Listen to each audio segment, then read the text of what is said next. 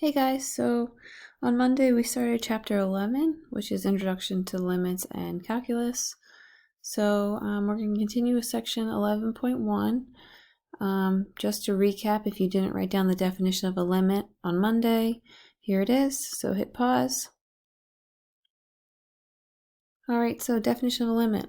As your function, if your function becomes arbitrarily close to a specific number, which we're calling L, as the x values approach a number c from either side, the left and the right, then it's stated that the limit of f of x as x approaches c is L. And the notation that is written is right here. That's what that means. All right, so let's recap on an example that we saw on Monday, but just so that we see it again. The graph here is the function f of x. If you're asked to find the limit as x approaches 0, you're looking at your function here. You're looking at x values as your x values approach 0 from the left. Your graph, your y value is at 2. From the right, your graph is approaching the y value 2, even though the function isn't evaluated or defined at that point.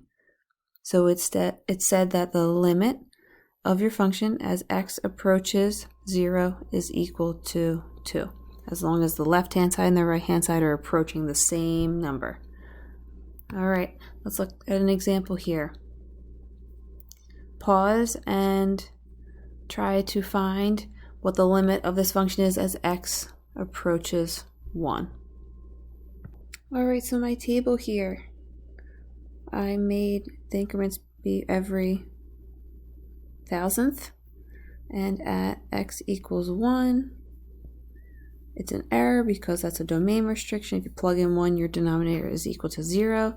So looking at my x values as x approaches 1 from the left and from the right, they look like they are approaching the value 0.20 or 1/5. So the limit as x approaches 1 of this function equals 1/5 or 0.2.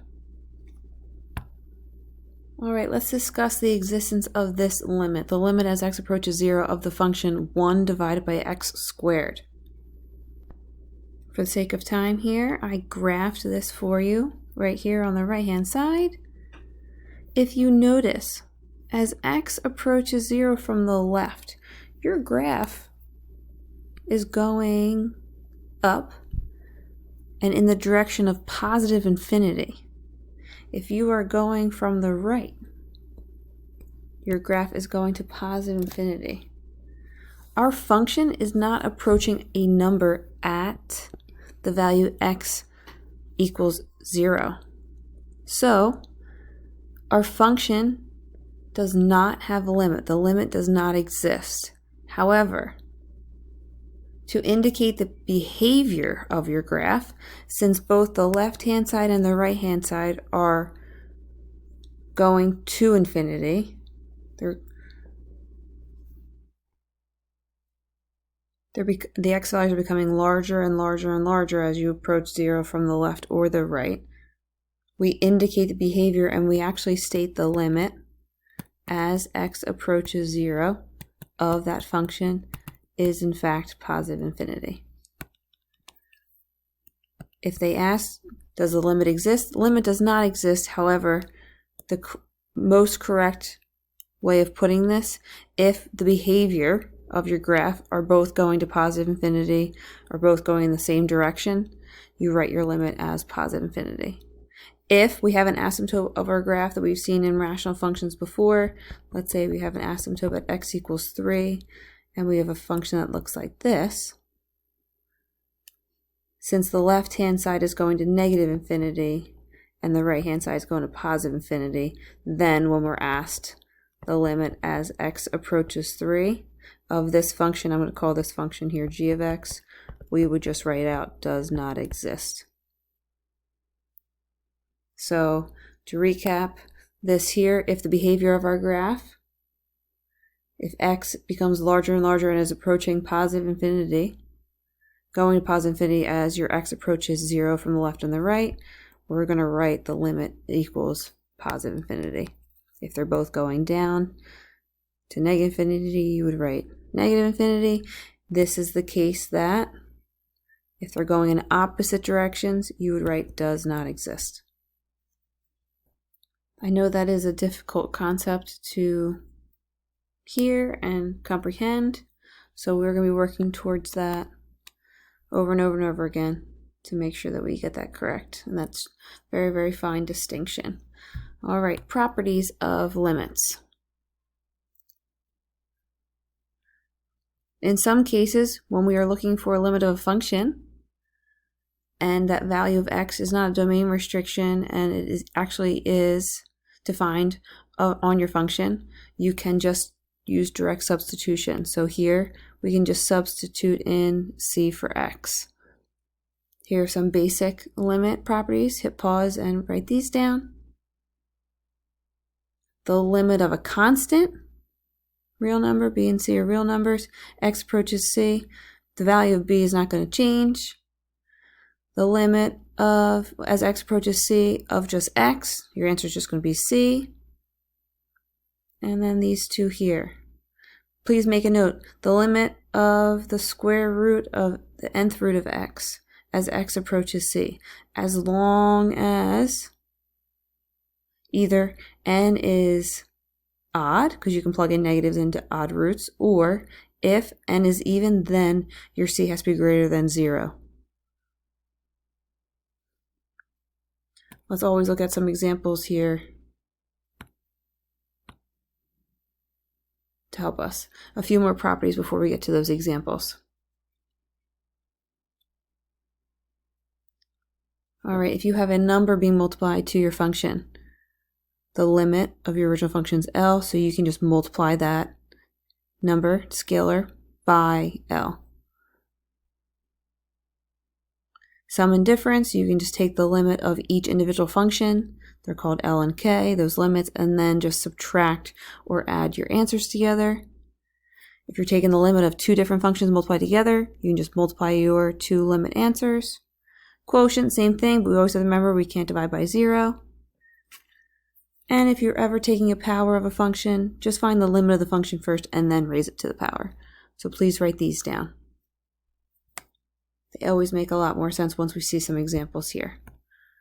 All right, part A. The limit as x approaches 4 of x squared. You're allowed to just plug in 4 for x, so 4 squared, so that limit is going to be 16. Part B. If you wonder what the heck I was talking about when I said the word scalar here, that is just a number, a coefficient. So here, the limit of x as x approaches 4 of 5x. You are allowed to rewrite this as 5 is your scalar. All right, part B. If you were wondering what the heck I was talking about when I said the word scalar here. Scalar is coefficient, a number. So if you have a scalar multiple, if you have 5 times something, 3 times something, negative 2 times something. So here, the limit as x approaches 4 of 5x. 5 is our scalar, so we can rewrite this as 5 times the limit as x approaches 4 of x. That's one of our properties here, so we can just plug in 4 for x. So this is going to be 5 times 4, so this answer is 20. All right, you thought you escaped from trigonometry here, but we're still going to need to use our trig information that we know. So here, the limit as x approaches pi of tan of x divided by x. You can rewrite that as a division problem, a quotient of two limits here. So the limit of as x approaches pi of tan x divided by the limit as x approaches pi of x. Go ahead and evaluate those two separately. So direct substitution, tan of pi over pi. Tan of pi, if you remember, y divided by x, so on our unit circle, 0 is our y value at pi. So 0 divided by pi, our answer for this one will be 0. Part D, limit as x approaches 9 of the square root of x. Go ahead and solve that one. That answer will be 3. All right. 2 more here. All right, the limit of a product here, x times cosine x. So the limit of the product will be the product of two limits here. So the limit as x approaches pi of x times the limit as x approaches pi of cosine x. Go ahead and evaluate those two separately. So that answer would be negative pi, because pi times cosine pi. Cosine of pi is -1, so negative pi. And lastly here, the power of a function, you can just take the limit of the function first and then raise the limit to that power. So we're going to take the limit of x plus 4 and then square it. If you need help setting it up, the sum changes to the limit of those two sums here, and then square it. The limit as x approaches 3 of x is just 3. The limit of as x approaches 3 of 4, 4 is a constant number, we can't plug anything in there, so 7 squared, so this answer will be 49. All right, these two things here, the limit of polynomial and rational functions. The limit of polynomials, you can just plug in that value that x is approaching into x of your equation. And for rational functions, as long as when you plug in c into the denominator doesn't equal 0, then you are allowed to just plug in the value x is approaching into the numerator and the denominator. So part A, the limit as x approaches -1 of this polynomial, we are plugging in -1 wherever we see x and evaluating that. So this answer is -6. For part B, that's a rational function. We are plugging in -1 into our numerator polynomial p of c and our denominator q of c. So -1 squared, this looks familiar, it's the exact same function over here, but just in case we didn't see that. Our numerator is -6, our denominator is 2, so this limit equals -3. All right, last two problems. Hit pause, and I'd like you to solve each of these practice problems. Part A is your polynomial function, and part B is a rational function that you're finding the limits for.